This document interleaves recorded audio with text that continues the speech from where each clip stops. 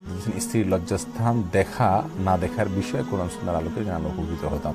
স্ত্রীর লজ্জাস্থান পুরুষের জন্য, স্বামীর জন্য স্ত্রীর লজ্জাস্থান, একদম লজ্জাস্থান দেখা না দেখা নিয়ে দুই রকমের বর্ণনা পাওয়া যায়।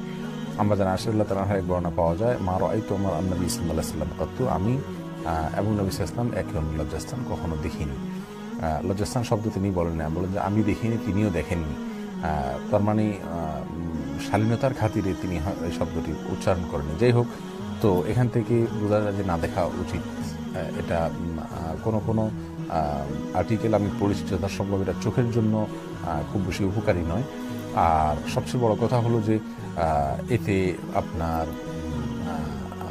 এক ধরনের মানুষের মানে স্বাভাবিক যে লজ্জা সেটার জন্য কিছুটা বিরোধী বা বিপরীত বলা যেতে পারে।